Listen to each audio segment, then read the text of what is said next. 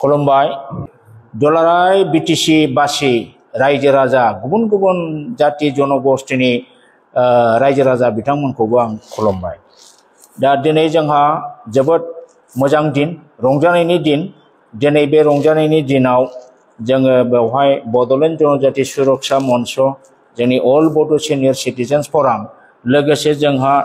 अल Assam tribal students इउनियननि जोंनि मावथिफारियाफ्रा दिनै ज' जानानै जोङो आगोलनिफ्रायबो ज'यै गोबां खामानि मावबोदों। दिनैबो रंजानायनि बेलायाव जोङो दिनै बेहाय ज' जानानै बे प्रेस मिटखौ लेंनाय जादों। मानो थाखाय लेंनाय जादों जे जोंहा थांनाय 22 तारिख मैया दाखालि 22 तारिखआव जानाय इलेक्शननि जे रिजाल्ट, बे रिजाल्टखौ जे मैया डिक्लेयार होदों, बे डिक्लेयार होनायनि उनावहाय जोंनि गोसोआ बिराद रंजाखांदों। जोंनाव हाजासे जोंनाव खुसि दं। दा जों लुबैनाय बादि रिजाल्ट जानायनि थाखाय दा गिबियाव आङो जोंनि मानगोनां हाग्रामा महिलारि बिथां बिपिएफनि आफादगिरि बिथाङा जे दिनै गावजों लोगोसे 28 जन एमसिएलएफोरखौ लोगोआव लानानै 29 जन एमसिएलए दिनै बिथाङा देरहाहोनो हादों। बेनिखायनो आङो मानव गेदेर हाग्रामा महिलारि बिथांखौ आङो सिगाङाव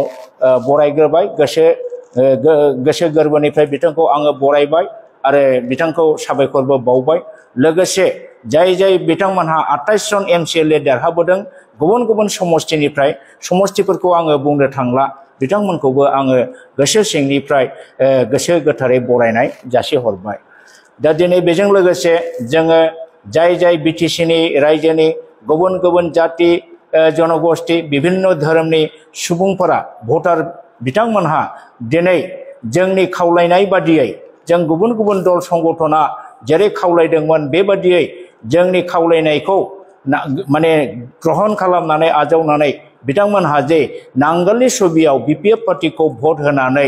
एकदम बिपिएफ पार्टिखौ लार्जेस्ट सिंगल मेजरिटि खालामनानै दिनै बिपिएफ हान्जाखौ बिटिसिनि सरकार दानो दिनै गोहो होदों। बिनि थाखाय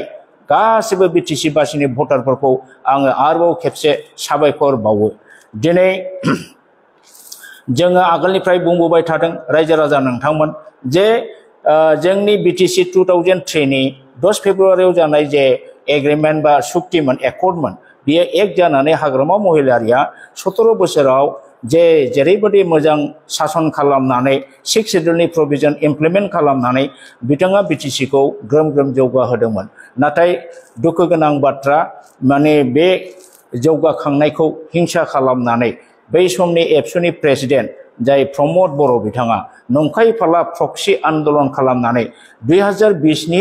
27 जानुवारियाव बिथाङा जे बिटिआर एग्रिमेन्ट खालामदों, बिटिआर पिस एग्रिमेन्ट, दा बिटिआर पिस एग्रिमेन्टनि दारै बिथाङा बिटिसि 6 शेड्युलनि टटेल एडमिनिस्ट्रेसन सिस्टेमखौ धंस खालामजोबनानै जोंनि बिटिसि बासि रायजोफोरखौ आलाय आथानि बिथाङा खालामबायमोन। बे 5 बोसोरनि गेजेराव ना टिका टुकलि मोनदों, ना साख्रि मोनदों, ना डेभेलपमेन्टेल खामानि जादों, ना खामानि मावनो मोनदों।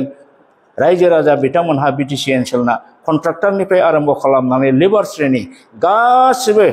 रांखान्थि जुरुला अबस्थायाव फैदोंमोन आरो जोंनि बिटिसिनि एडमिनिस्ट्रेसननि जे सिस्टेम, बे सिस्टेमखौ धंस खालामदोंमोन। बेनिखायनो जोङो होनबोबाय थादों जे प्रमद बर'आ बिटिआर सुक्ति खालामनानै इउपिपिएल पार्टी दानानै बिथाङा जेरै बिटिसिखौ 5 बोसोराव जेरैबायदि धंस खालामबाय, जोङो बेबायदि धंस खालामनो बिथांखौ होनो हाया। नंखायनो जोङो रायजो राजाखौ खावलायदों जे प्रमद बर'आ बिटिसिनि बिराद अन्याय खामानि मावबाय, बिराद गाज्रि खामानि मावबाय। जों बिथांनि एक्टिभिटिसखौ, बिथांनि पलिसिखौ जों मुगैयो, जों नेवसियो। नंखायनो हाग्रामाखौ पावाराव लाबोफिननानै प्रमद बर'खौ होखारनांगौ। प्रमद बर' हाथाव बिटिसि बासाव,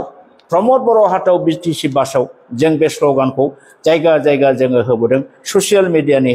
दारै होबोदों। दिनै जों नुनो मोनबाय रायजो राजाया जोंनि खोथाखौ निश्चय बुजिनो हादों। बुजिनानै बिथांमोननि गोसोआ दिनै सोलायनानै जोङो खावलायनाय बादियै नांगोलनो भट होनानै दिनै बिटिसिखौ रैखा खालामनो हाफिननाय लामायाव निश्चय फैबाय। दा बिनि थाखाय जोङो रायजो राजानि खाथियाव जेब्लाबो खर' गंग्लायै बिथांमोनखौ जोङो साबायखर बावो, बिथांमोनहा मदद होनायनि थाखाय, बिटिसिखौ बासायफिननायनि थाखाय। दा दिनै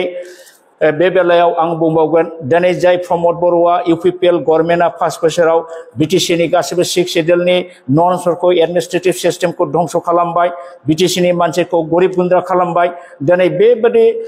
इउपिपिएल प्रमद बर' दैदेननाय बे पार्टिखौ दिनै दिपेन बर'मोन बादि एबसु प्रेसिडेन्टआ सासे एबसु प्रेसिडेन्ट जानानै बे जोलैनि हांगार जाति बिरोधी बिटिसि बिरोधी बे प्रमद बर' इउपिपिएल को सापर्ट होनानै एबसुखौ एबार माने आरोबाव खेबसे प्रमद बर' इउपिपिएल को आरोबाव देरहा होबावनांगौ होननानै बिथाङा जे खावलायदोंमोन बिथांनि बे खावलायनायखौ दिनै रायजो राजाया जोगारबाय नेवसिबाय मानोना बियो असत्य दिनै बे थांनाय बिटिसि इलेक्शना सत्य आरो असत्यनि जुजिनायमोन रायजोफोर दा हाग्रामा महिलारिया सत्य बियो सैथो एग्रिमेन्ट खालामदों बिटिसि सुक्ति खालामदों बे सैथो एग्रिमेन्टनि दारै बिटिसिया बहुत डेभेलप जादोंमोन बेखौ ध्वंस खालामदों प्रमद बर' बे बिटिआर एग्रिमेन्टआ नंखायनो बिटिआर एग्रिमेन्टआ जोंनि बिटिसिनि एकदम बिराद ध्वंसकारक होननानै जोङो बुंनो हायो आरो बे ध्वंसकारक राजनीति हान्जाखौ दिपेन बर' बादि एबसु आफादगिरिया दिनै सापर्ट होदों बिथांनि सापर्ट होनायनि आन्दोआव निश्चय माखासे बिथांनि पार्सनेल गेइन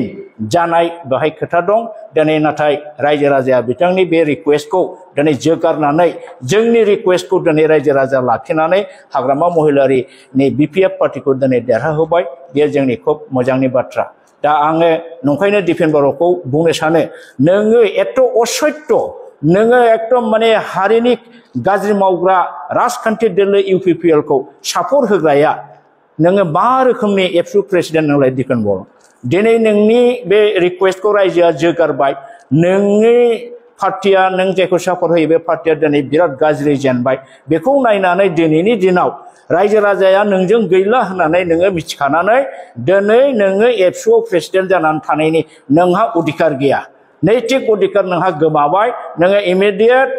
एबसुनिफ्राय नों बिबान हो नोङो साख्रि बाख्रि आगोलाव मावनानै हयथ' दासो गारदों जानो हागौ नोङो फिसा फिसौ खांनानै फिसा फिसौआनो ग्रेजुएसन फरायनाय बे मानसिया एबसुआव थानो दरकार गैया एबसुआव मानसि जोबाखै बहुत मावनो हानाय केपासिटिनि मानसि दङ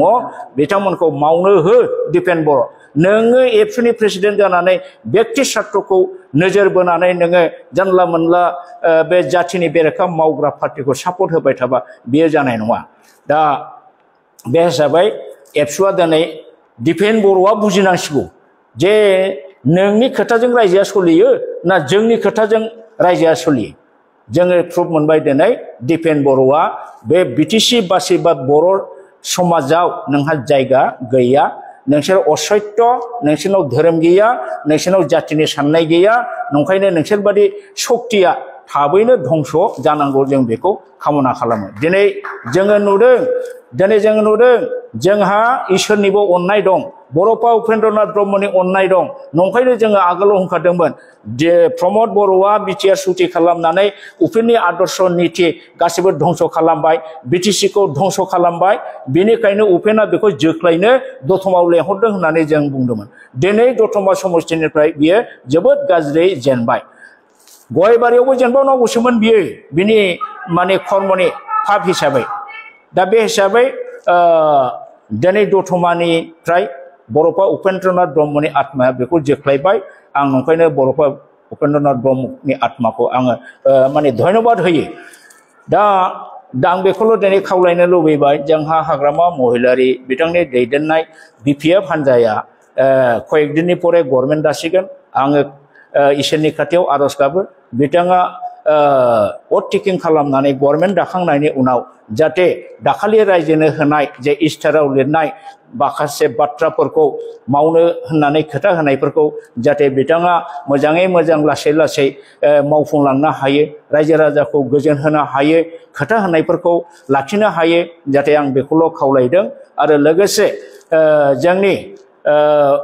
बड'लेण्डनि जेनाखि बिभिन्न जनगोष्ठिया दिनै जोंजों मदद होदों मानो मदद होदों नंगौ सैथोजों जोंनि बाथ्राफोरखौ बिथांमोनहा फोथायनानै दिनै राजबंशी मुस्लिम आरो नेपाली बा सावताल आदिबासी गुबुन गुबुन जनगोष्ठिया दिनै हाग्रामाखौ जोङो सापर्ट होदों आरो बयनिबो सापर्टै निश्चय हाग्रामा महिलारिया उननि समफ्राव जेसेबां दिन फैदों बेवहाय रायजोनि मंगलनि थाखाय डेभेलपमेन्टनि थाखाय शान्तिनि थाखाय निश्चय बिथाङा खामानि मावनो हालांगोन बेखिनिखौनो आं आसा खालामबाय। लोगोसे आरोबाव जोबथारनायाव जाय जोंनि बिटिसिनि गुबुन गुबुन हारि माहारि गुबुन गुबुन धोरोमनि मानसिफ्रा बिपिएफखौ भट होनानै देरहाहोदोंमोन बिथांमोननि प्रति आरोबाव थोजासे रोजा रोजा साबायखर बावनानै आङो आंनि बुंनायखौ एसेबां फोजोबबाय। गोजोन्थों।